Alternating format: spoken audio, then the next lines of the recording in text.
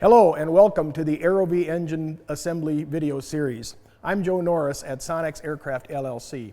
In this series of video segments, we are going to walk through the assembly of an AeroVee engine. We'll be following the sequence called out in the AeroVee assembly manual.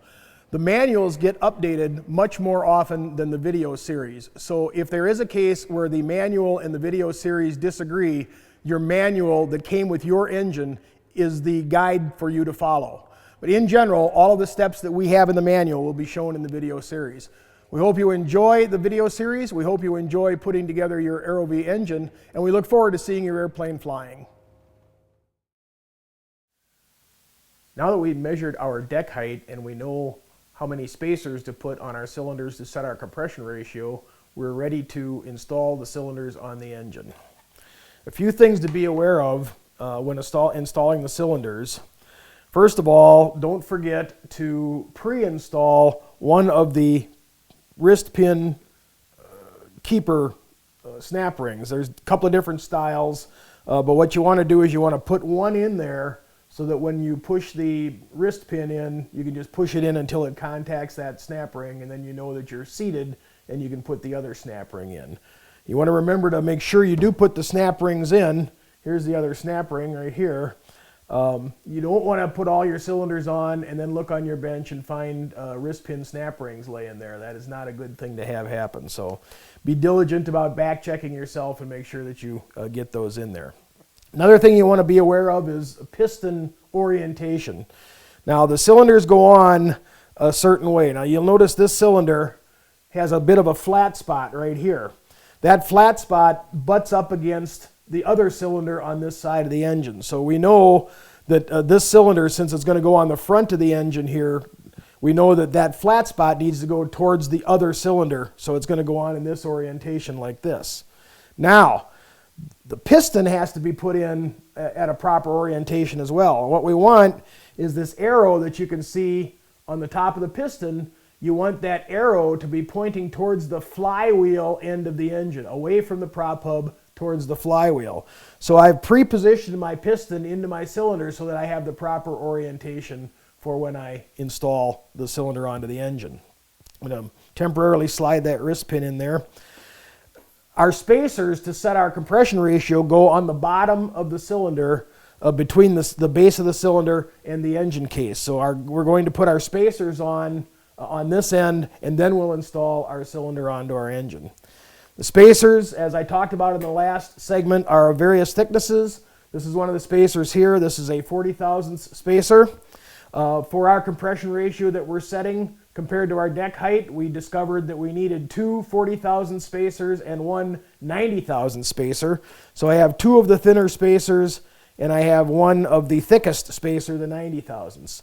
Now one thing to know about these spacers is that these reliefs on the sides of it that go to relieve for the hold down rods are not equally spaced. The hold down rods are not equally spaced around the cylinder. So one thing you need to know is the orientation of your spacer ring as compared to the engine. I'm going to slide this on and you can see that my orientation isn't right. I'm hitting the rod here. So I'll give it a quarter turn and you'll see that it slides right on.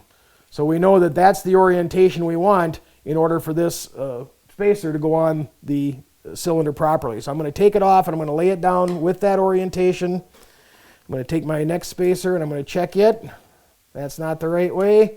Turn it a quarter turn. Slides right on easily. So we know that that's the orientation we want. And then I'm going to take my last spacer. Try the same thing. Once again, I didn't pick the right combination. Give it a quarter turn. Slides right in there. So we know now that that's our orientation that we want. There's no particular set way to put the spacers on the cylinders as far as which one goes first, which one goes last. What I like to do, is my personal choice, is to put the thickest spacer out towards the cylinder because it has the least amount of support, so I give it a little thicker spacer. I put the thinner spacers against the engine case because they're right against the case. They got a lot of support in there. So we'll have to do our stack up. I'm going to put my 90 thousandths spacer on first, and then I'm going to put my two 40 thousandths spacers on after that. Then we'll be ready to install the cylinder onto the engine. I use my Aviation Forma gasket number 3 is my sealer that I use for the spacers against the case. This is one of the locations that is fairly common for people to find leaks if they don't get enough sealer in there, or if they use improper sealer. We've seen some builders use RTV down here. You can get a red high temp RTV to work, but it's kind of hit and miss. We don't necessarily recommend that, although it's not impossible to make it work. We like the Aviation Forma gasket number 3 in this location.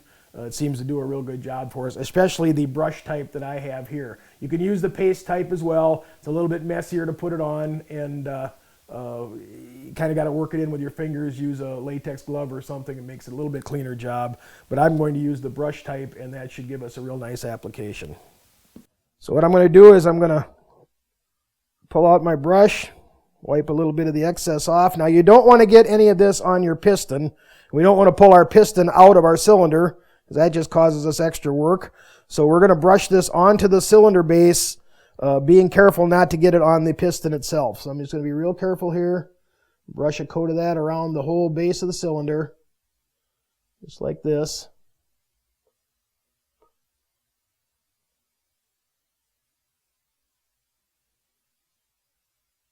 There we go. Now I'm going to pick up my ring, check it one more time, make sure it goes on there nice. It's aligned with the cylinder. I'm just going to drop it right down, force it down into the sealer. Look down and make sure that the notches for the hold down rods line up with the holes in the cylinder where the hold down rods will go through. You're nice and aligned. Our first spacer is on. We'll repeat the process with the sealer, and that'll get us ready to put the second spacer on. Now that we have our sealer applied for our second spacer, once again we'll check to make sure the alignment is correct. You can slide it right down, sandwich it on top of that other spacer, give it a little push to make sure we get good sealer contact all the way around. Look down through and make sure that our gaps for our hold down rods line up with the holes in the cylinder where the rods will go through. And now we repeat the process one more time for the last spacer.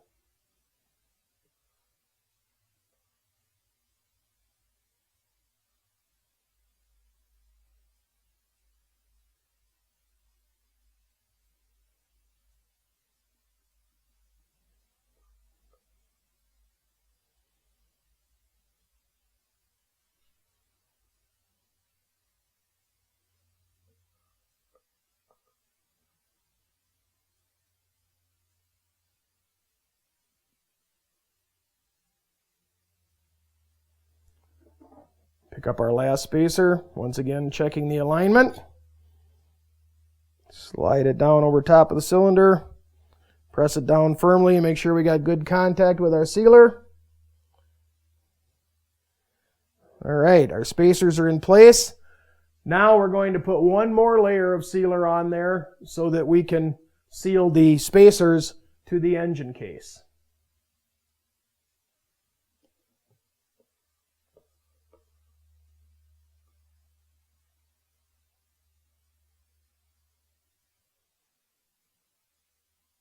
Now that we've got our spacers installed on our cylinder, we're ready to install the cylinder on the engine. So I'm just going to slide the wrist pin out, make room for the connecting rod.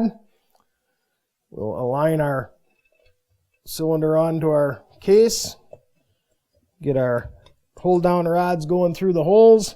I'm just going to sight through here and see when my connecting rod is fairly well lined up with my wrist pin. Slide the wrist pin right in, push it all the way over till it contacts the far snap ring. Now we have to remember to put our other retaining ring in. This particular type of retaining ring just uses a set of needle nose pliers to install it. It's just a little spring clip. You may find a set of cylinders out there where the pistons require an internal snap ring to be installed, so you'll need internal snap ring pliers for those. This particular style just uses needle nose. We just clamp it in there, hold on to it till we get it compressed so they don't shoot it across the room. Slide it in until it installs in the notch. There's a groove all the way around in there that you make sure that it's seated in there. Make sure it's nice and seated. You can kind of slide it around. Now we know we've got our wrist pin installed and we've got our retaining clips in place. Now we're ready to push the piston down, or the cylinder down, and seat it against the engine case. When we do that, we can see that we get a nice squeeze out of our sealer at the bottom. We know we've got a good seal. Now our cylinder is installed with the proper spacers to set our compression ratio, and we'll be all set to install the other 3 cylinders in a similar fashion.